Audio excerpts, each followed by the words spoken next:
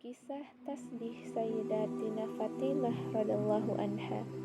Sayyidina Ali radhiyallahu anhu berkata kepada seorang muridnya, "Maukah kuceritakan kepadamu mengenai Fatimah, putri baginda Rasulullah Shallallahu Alaihi Wasallam yang sangat beliau cintai?" Muridnya menjawab, "Tentu." Lalu Sayyidina Ali radhiyallahu anhu pun bercerita, dengan tangannya Fatimah menggiling gandum sehingga timbul bekas di tangannya. Ia pun mengisi tempat air sendiri dan bekasnya terlihat di dadanya. Ia juga menyapu rumah dan bagian-bagian yang lain sehingga bajunya kotor dan lusuh. Suatu ketika baginda Rasulullah Shallallahu Alaihi Wasallam mendapatkan beberapa hamba sahaya wanita.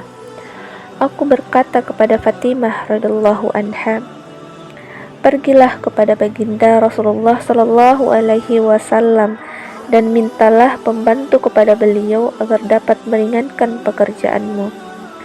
Fatimah pun datang ke majelis baginda Nabi Shallallahu Alaihi Wasallam. Saat itu di sana ada banyak orang dan ia memiliki sifat yang sangat pemalu. Karena itu ia tidak berani menyampaikan maksud kedatangannya di depan ayahnya. Akhirnya ia pun kembali ke rumah. Keesokan harinya, baginda Rasulullah Shallallahu Alaihi Wasallam mengunjungi rumah kami dan berkata kepada Fatimah, "Wahai Fatimah, apakah maksud kedatanganmu kepadaku kemarin?" Karena malu, Fatimah diam saja. Kemudian aku berkata, "Ya Rasulullah, ia menggiling gandum setiap hari sehingga timbul bekas di tangannya, dan ia mengisi air hingga berbekas di dadanya. Ia juga selalu membersihkan rumah dan bagian-bagian yang lain sehingga bajunya kotor dan lusuh. Kemarin aku menyuruhnya mendatangi engkau untuk meminta seorang hamba sahaya." Dalam riwayat lain, Sayyidatina Fatimah radhiyallahu anha berkata kepada baginda Nabi Shallallahu Alaihi Wasallam, "Ya Rasulullah, aku dan Ali hanya memiliki sebuah alas tidur dari kulit kambing. Malam hari kami gunakan untuk tidur dan pagi hari kami gunakan sebagai tempat rumput untuk memberi makan unta." Baginda Rasulullah Shallallahu Alaihi Wasallam bersabda, "Wahai putriku, bersabarlah selama 10 tahun. Musa alaihi salam dan istrinya pun hanya mempunyai satu alas tidur.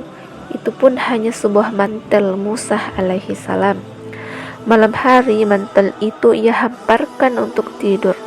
Bertakwalah kepada Allah Subhanahu wa Ta'ala dan tetaplah menyempurnakan kewajibanmu dan pekerjaan rumahmu. Ketika kamu akan berbaring tidur, bacalah subhanallah 33 kali, alhamdulillah 33 kali, dan Allahu Akbar 34 kali. Itu lebih baik daripada seorang hamba sahaya."